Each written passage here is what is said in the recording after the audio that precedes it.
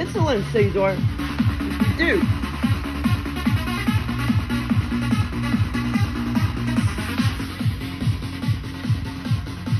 Cesar.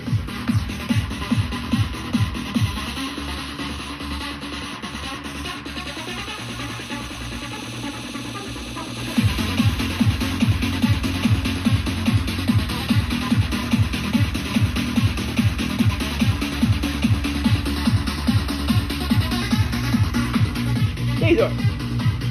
Give you some insulin. Okay, so this morning, let's see, what time did I wake up? It was like 4:45. And I couldn't really get back to sleep. So I asked Joel to help me go back to sleep to give me a good experience. And I did get one that was pretty good. So, oh man, but it was just so sad.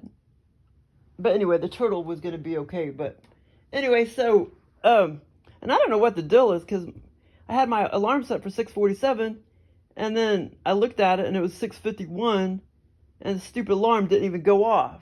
And it was on and everything, and so I shut the knob off. So, I mean, it was on, but the stupid thing didn't go off. I don't know what the deal is. I'll have to test it tonight. I mean, I'll get up regardless. My psychic abilities will tell me to get up even if I don't set the alarm. I just set the alarm for backup. But, so it started out, it was me, my sister. We were just kind of walking in. And there was a couple other people walking around with us. Like we were walking into this clinical research facility. And, well, I don't really have to draw it or anything.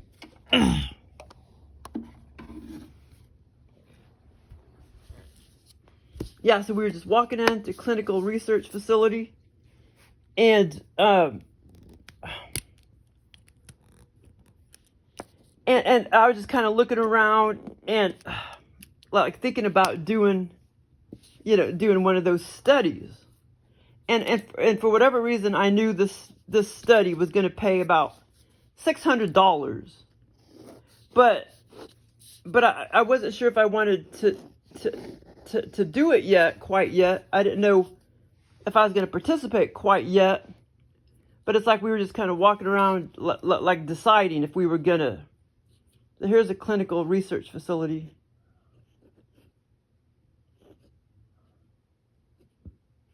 Yeah, so we were just like deciding if we were gonna do it and everything, like me and my sister, and there's a few other people like walking around, and I was just kind of observing, and I started thinking in my head like why am I doing these studies again? I haven't done these studies in over 20 years. So I was just kind of thinking that, like, why am I back to doing these stupid studies? You know what I mean? And but for whatever reason, I knew that it was going to pay like $600. So then, as we just kind of observed, deciding whether or not we were going to do it or not, and as far as I remember, we were, going to decide to go ahead and do it, at a later date or whatever. So we did decide to do it, but that wasn't part of the experience or whatever. So anyway, so as I was observing and everything, because for as far as I remember, it was kind of like we were just going in here for, it was kind of like orientation, so to speak, but we were going to do the study, at a slightly later date. But anyway, so as far as I remember, we did decide to do it, but that wasn't part of the scenario. And so after we observed and everything, over here, like kind of against the wall was like a bunch of toys, like for kids, like for people who bring their kids or whatever. And then the next thing, I realized that I misplaced my water bottle, that water bottle right there. And so I was kind of like telling my sister, I need to go back in here and try to find it. And it was, my water bottle was actually, it wasn't my water bottle, but I thought it was. It was sitting there and wedged in the toys. And it was like a smaller version. It was like 3 times, maybe not 3 times, 2 times smaller than that one. It was 2 times smaller, one that looked like that one.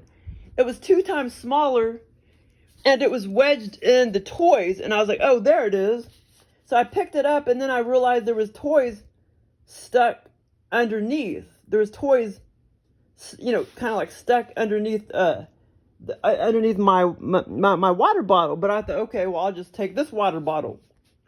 So anyway, so then after I got my water bottle, we went out into the courtyard, and there has been courtyards, sort of, in some of those clinical research studies that I've done. Well, that one study, they did let us go outside like once for like 20 minutes or whatever. That was well, that was almost 30 years ago. Well, not quite 30 years ago, but that they did. Well, it was kind of in a, you know, courtyard little area or whatever. So this is like the courtyard. And all of a sudden, so like I say, so we were deciding if we were going to do the study. So we were just kind of taking a tour, you know what I'm saying? So we went out to the courtyard, me and my sister. And I'm trying to think, okay, hold on. There were some other people walking around too. Right off the bat, I can't remember what they looked like. But there were a couple other people like walking around. And because like I said, we were done observing here. So we went out into the courtyard. And then all of a sudden, I see, like, I counted them too. There was at least 20 box turtles. But some of them were quite large.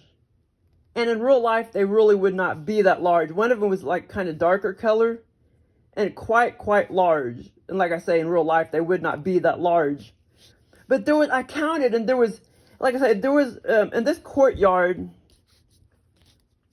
it was basically a little nature area. I mean, it was like grass and flowers and some trees and everything. But it was a courtyard. But instead of like being concrete, like concrete bottom, concrete floor, it was basically all nature. And like I counted like 20 freaking turtles. And there was trees and, you know, flowers and stuff and grass. And I started to think to myself, like, wow, you know, some people think, I started to think to myself, some people are thinking, you know, they're becoming extinct and blah, blah, blah, blah. And I remember thinking, you know, like, but, you know, there's isolated little areas where there's an abundance of turtles, you know what I mean? And even in real life, there's, you know, there might be certain streets off a farm road where there might be an abundance of turtles. And I know there's an abundance over there. I think my brother used to go near the Fellows Lake or something like that. I think there's a shitload over there near Fellows Lake, because he's always seeing them and trying to bring me turtles and shit. So there are isolated areas where there's a shitload of turtles in real life. So in the scenario, I kind of knew that this was an isolated area where there was like a shitload of turtles. So then, you know, like after I counted them, okay, I want to tell about this part first. Well, and this came first before the other part. Okay, so there were some trees over here, and my sister was standing around, and there was a big tall tree, like not super duper large, but pretty tall, and I mean kind of a miniature tree, and there was this big old round turtle, kind of like a flounder. You know, flounders are round. This turtle was, except it was like 2.5 times bigger than a flounder. It was just totally round and brownish, reddish color. And it was sort of like, it had wings. And it was flying. It flew out of the little hole in the tree that it was in. Out of this little den. It flew out. And I realize now, turtles would not fly. But in the scenario, it seemed normal and everything that the turtle, that particular species of turtle had little wings on it. And it started flying out of the hole. And I told my sister, I was like, oh, that's a mud dauber. That's a mud dauber turtle. And she was like, oh yeah, that's a mud dauber. But anyway, so in the scenario, it was a mud dauber turtle. And like I say, it was very large. And then it had these wings. And it started flying out of its hole. And like I say, it was like 2.5 times bigger than a flounder. It's pretty large. And it was brownish, kind of brownish with, like reddish brownish, but more brownish, like brick reddish. And like I say, it started flying out, and I was just like telling my sister, that's a mud dauber turtle. And you know, mud daubers are those wasp-looking things, and I've gotten stung by those fuckers before. But anyway, I never had an allergic reaction or anything, but I've been stung by them before. One of them swooped down and, well, or it was either that or yellow jacket, but it's like 8 years ago, it swooped down and it bit me on it stung me on my pinky, and my left pinky finger, and it hurt like hell too. Okay, so after, this is where it gets good, and let me make sure I'm not forgetting anything, but a lot of the turtles were quite large. They were all box turtles, and some of them were, like I say, were quite large and dark color, kind of shaped like a football almost. But like I say, there was like 25 turtles, and I knew I wasn't gonna take any home, because I knew that they had a good little habitat right there, and I knew that they just sort of stayed in that area. And let me make sure I'm not forgetting anything, but I got to talk about the best part of all. Let me make sure I'm not forgetting anything. Okay, the Mud Dauber Turtle.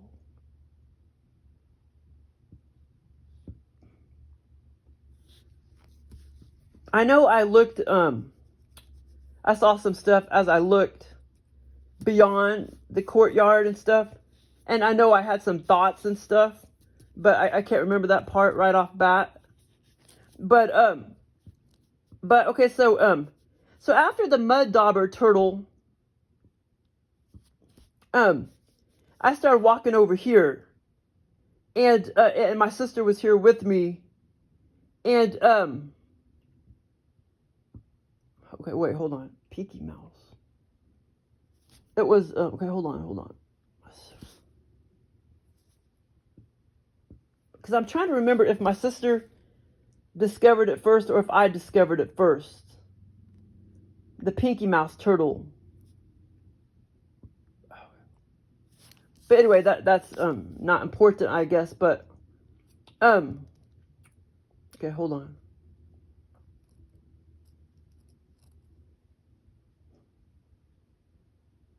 Okay, but anyway, okay, so wait, fuck, okay, hold on, because God dang it, tore it in a minute, baby. The Pinky Mouse turtle. I'm trying to remember, because I know I remembered at one point if I discovered it first or if she. Okay, as far as I remember, I discovered it first, and okay, now there were some other trees, and it seemed like there was a few tables and stuff right here, because it was a courtyard. There were some tables and chairs, and there was some bushes or whatever right over here. Bushes, and there's some tables and chairs. And as far as I remember, I discovered it first. So kind of hidden under there was the Pinky Mouse turtle. But I'm trying to... Well, anyway, so I'm trying to remember if I was going to name it Pinky Mouse, or if that was like this, sort of like its name, so to speak, like... Well, anyway, it was still a box turtle, or kind of like the Mud Dauber Turtle. Well, the Mud Dauber Turtle was not a box turtle. But anyway, for whatever reason, I already knew that I was going to name it like Pinky Mouse. Like it was a Pinky Mouse type of turtle, because it was pink looking, but it was still a box turtle. And anyway, so I discovered this pink turtle, small little box turtle, about as big as, not as big as Carmela. She's my biggest turtle, but the Pinky Mouse turtle was about as big as Freckles. No. It was as big as Shelby. And she was as sweet as Shelby. So I picked up the Pinky Mouse turtle, which is a box turtle, because I was going to name it Pinky Mouse. And I knew, that I was going to take it home and everything and nurse it back to health. Because at first, I did not realize it was injured. My sister realized that it was injured, but I didn't realize it at first. So I discovered the turtle first. I picked it up, and I was calling it Pinky Mouse. And it had the sweetest disposition, just like Shelby or Freckles, except it wasn't shaped like Freckles. It was shaped like Shelby, that exact same size. And I didn't realize she was injured. That's when my sister started looking at her closely, which is kind of funny because my sister doesn't know anything about turtles. And so my sister was like, look, it's injured. And that's when I realized, I looked underneath and there was all these fat globules stuck under her. Like if somebody sucked fat out of your skin, out of your body, it was all these fat globules. These fat globules were stuck under her shell, which is called the plastron, I think. Yeah. So I turned her over and looked at all these fat globules. But anyway, she was badly injured, but I just knew that she was going to be okay. Even though I knew at that point when I realized she was injured, I knew I was going to take her home and nurse her back to health. And not only that, but like I said, when I first picked her up, I was going to name her Pinky Mouse. And like I say, she was pink. Just like that. Except maybe, well, actually, a little lighter color. About like that, actually. Not that, but like that. That's the color she was. And even under her shell was like pinkish, like that. And I saw all these fat globules under her shell. And then when I started to observe her, well, she's facing me like that, the right side, when she was facing me like that, when I picked her up, the right side, like this whole layer of skin was just, like I could just flap it over her shell because she was injured. Yeah, like I could totally just flap it over her shell. And I mean, like if you took up a layer of her skin, like under the shell, it just flapped over and all of her inside was kind of like exposed and shit. On her right side when she was facing me like that. But I knew she was still going to be okay and everything. And I had all these thoughts like, did somebody do this to her on purpose? And in the scenario, I thought that maybe somebody did. Yeah, as far as I remember, I had the thoughts like, I really believe that somebody, injured her on purpose. And also when she was looking at me and stuff, I looked at her head really closely and her neck. She stuck her little head out and she was just kind of looking at me, and she was so happy and she was not in any pain whatsoever. She was so happy, not in any pain. And then I noticed she stuck her head back in and then she was just kind of like, like acting like she was kind of having a hard time breathing, but then she would stick her head out again. But I knew she was going to be okay. And at that point, I knew I was going to take her home and nurse her back to health. But my sister thought, she was kind of more seriously injured than what I thought. But I knew she was going to be okay and everything. And, but my sister, knew that she was kind of badly injured and probably thought that she wasn't going to be okay. But I knew she was. And okay, so after I saw her little head, after I saw her sort of like, she was kind of acting like she was breathing hard, but I knew she was going to be okay. And she also she also was almost like she was like smiling at me and stuff. I knew she was going to be okay. But it was so weird, that pinkish, that pink. Her shell was pink. Her plastron was pink. She was all pinkish. Well, she did have a few colors here and there, but pretty much all light pinkish. And like I say, I was going to call her Pinky Mouse. And that's where Joe got that from, the Pinky Mouse in my brain. Because, I know what Pinky Mouse are, and so he went off Pinky Mouse. I had Pinky Mouse on the brain, I don't know, probably a few months ago. But anyway, so then after I realized she was okay and stuff, I stuck her back under the bush, and I was going to come back later, at a later time, to get her, to take her home. And I knew she would kind of be safe there, and I knew that, nobody would know where she was, so I knew that, I could come back and get her. Because me and my sister was going to go off and do some more observations or whatever of the facility. So then I woke up, and then I was like, oh, thank God it wasn't a real turtle, that I had to bring home and nurse back to health. But oh my God, it was just so sweet. That turtle was so sweet. She had the disposition of Shelby, and she was just like smiling at me. But it was just like, she was pretty badly injured, and her head and stuff was kind of injured a little bit too, but she was fine and everything.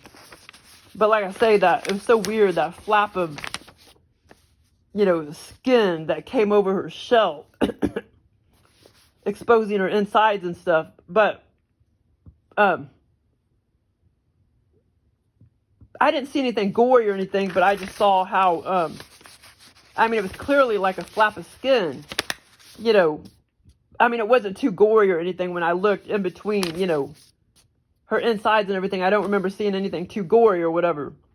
But it was all very vivid. But underneath, it was just so weird, like these sticky looking fat globules was under her shell. It was so weird.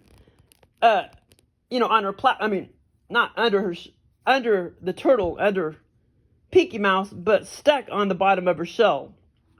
All these fat globules. Like here's Pinky Mouse. I was gonna name her Pinky Mouse. And under her shell, which I think is called the plastron. And there was all these like little bitty fat, it was like these gooey looking, slimy looking fat globules. And they were as big as, just about this big. And there was a lot of them. Kind of whitish. Not whitish, but kind of clearish, whitish, transparent, all under her shell. Like a lot of them. Like under her shell. Not on top of her shell, but like under, this is under her shell. All these fat globules. But it was so sweet. She was so sweet. She was the sweetest turtle ever. And like I say, it was so funny because she was pink. Just like that. It was so weird. Or, well, actually a little bit like that too, but very pinkish. But very, very light pinkish. So that was kind of weird because a turtle really wouldn't be that color. But yeah, it was a fun experience. Well, thanks for listening. Oh, what was I forgot to mention? I was trying to rush around and do that video. The reason why Joe went off Pinky Mouse was because about 3 or 4 years ago, I started calling, well, I don't know how long it's been, maybe 5 years. I started calling Hannah Pinky Mouse. Yeah, because I didn't start calling her that till, 5 years ago, 4 years ago. I'll be like, Pinky Mouse, Pinky Mouse. There you are, Hannah. Remember? I started calling you Pinky Mouse, because you got pink ears. And, she's like a white little mouse or whatever. So I started calling Hannah Pinky Mouse, 3 to 5 years ago. So that's why I was trying to rush around and do the video. And I said I had Pinky Mouse, on the brain. But I forgot the other part, that's where Joel got the idea, because I call Hannah Pinky Mouse all the time. And so that's why he put that in the scenario and made this box turtle, a Pinky Mouse box turtle. And that's what I was going to name it, Pinky Mouse. But yeah, so that's why he went off the name Pinky Mouse, because of Hannah. I forgot to mention that. Thanks for listening.